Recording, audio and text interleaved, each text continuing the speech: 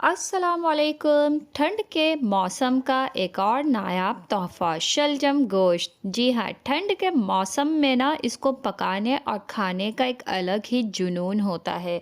आज बिल्कुल लखनवी स्टाइल में बनाएंगे शलजम गोश्त। तो जल्दी से आपने भी सर्दियों में अगर शलजम गोश्त के मज़े लेने हैं ना तो फटाफट इसको बना लेना है। इतना मज़ेदार और आसान रेसिपी। तो जल्दी से शुरू करते हैं। एक बर्तन में आपने आधा कप तेल को गरम कर लेना है। अब दो दरमियाने साइज़ की प्याज जिनको मैंने लच्छे में काट ली हैं, प्याज को जो है तेल में डाल देना है। प्याज को हमने यहाँ पे फ्राई कर लेना है, लेकिन प्याज को डार्क ब्राउन बिल्कुल भी नहीं करना है। प्याज को सिर्फ हल्की गुलाबी होने तक फ्राई करना है कि प्याज जो है ना वो नरम हो जाए। जैसे ही प्याज हल्की गुलाबी हो जाएगी तो उसमें कुछ खड़े मसाले, एक चाय का चम्मच सफ़ेद ज़ीरा, एक बड़ी इलायची, 3 छोटी इलायचियाँ, 5 लौंग और एक टुकड़ा दालचीनी का प्याज में डाल के इनको भी कुछ सेकंड के लिए प्याज के साथ फ्राई कर लेंगे। और फिर इसमें आधा किलो हड्डी वाला गोश्त डाल देना है। अब गोश्त को प्याज के साथ जो है ना यहाँ पे मिक्स कर लेना है। 1-2 मिनट के लिए ना प्याज के साथ गोश्त को फ्राई कर लेंगे। अब इसमें 1 खाने का चम्मच अदरक लहसुन का पेस्ट डाल के और गोश्त की जो है ना असल भुनाई अब यहाँ पे शुरू करनी है। आँच को ज़रा तेज़ कर लीजिए और अच्छी तरह से ना गोश्त को यहाँ पे हमने फ्राई किया है।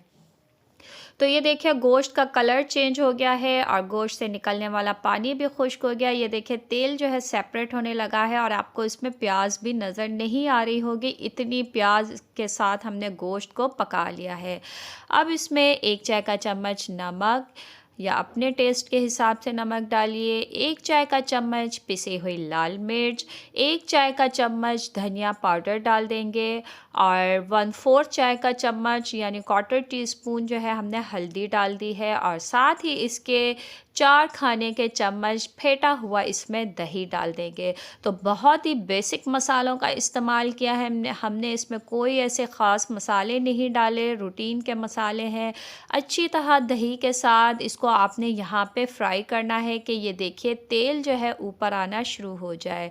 आपको मेरी वीडियो पसंद आ रही है तो जल्दी से लाइक कर दीजिए और नए हैं तो सब्सक्राइब कर दीजिए। फैमिली फ्रेंड्स में रेसिपी को ज़रूर शेयर कर दीजिए। क्या बेहतरीन कलर की ये ग्रेवी तैयार हो गई है, बहुत ही मज़े की खुशबू आ रही है। अब हम इसमें 1 कप पानी डाल देंगे। 1 कप पानी डाल के हमने गोश्त को जो है सिर्फ 70 to 80% तक गलाना है।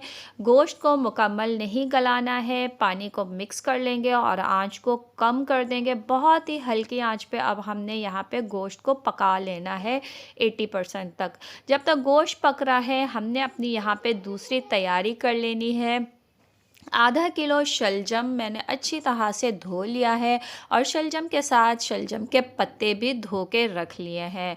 तो आधा किलो शलजम के साथ जो इसके जितने भी पत्ते थे मैंने वो ले लिए हैं। अब इसको इस तरह से काटना है कि शलजम को जो है ना यहाँ पे मैंने बहुत ही बारीक बारीक काटा है, क्योंकि शलजम को जो है ना बहुत ही अच्छी तरह से गोश्त के साथ हमने इसको गलाना है और इसकी अच्छी से भुनाई करनी है, तो पतले ही काटिएगा। और ये देखिए पत्तों को जो है हमने बिल्कुल पालक स्टाइल में काट लिया है, बारीक बारीक काट के साइड में रख लेनी है। अब चेक कर लेते हैं यहाँ पे गोश्त। तो ये देखिए तेल ऊपर आ चुका है और तकरीबन जो पानी था वो भी थोड़ा सा खुश्क हो गया है। बस अब इसी तरह जो है ना ये देखिए गोश्त जो है ना 80% तक गल चुका है। अब जो हमने शलजम और पत्ते काट के रखे थे वो जल्दी से आपने इसके अंदर जो है ना डाल देने हैं, सारा शलजम और पत्ते। अब जो है यहाँ पे मैं आंच को थोड़ा सा तेज़ कर दूँगी और गोश्त को जो है ना मिक्स करते हुए शलजम के साथ जो है ना इस तरीके से हमने पकाना है कि थोड़े से पत्ते और शलजम जो है ना हल्के से नरम होना यहाँ पे शुरू हो जाए और ग्रेवी के साथ गोश्त के साथ ये बिल्कुल जो है ना मिक्स हो जाए। ये देखिए साइडों पे तेल आना शुरू हो गया था, नरम हो गए थे।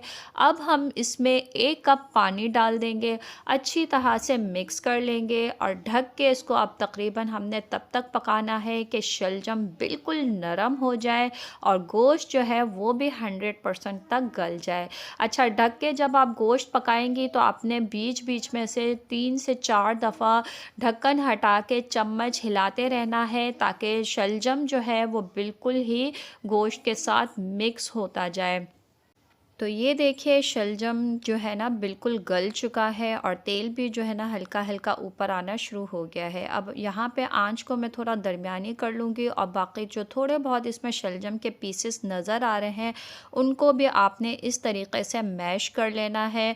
और अच्छी तरह सारे शलजम को ना हमने मैश करते हुए, गोश्त को मिक्स करते हुए, इसी तरह जो है ना हमने इसको बहुत ही अच्छी तरह यहाँ पे भुनाई कर लेनी है, ताकि शलजम और गोश्त यकजान हो जाए और मिक्स हो जाए। यही इसका जो है ना फाइनल लुक होता है। तो यहाँ पे जो है हमने हरी मिर्चें और अदरक डाल के मज़ीद ढक के इसको 2 से 3 मिनट हल्की आंच पे, दम वाली आंच पे पका लेना है, ताकि इसका जो तेल है ना वो ऊपर आ जाए।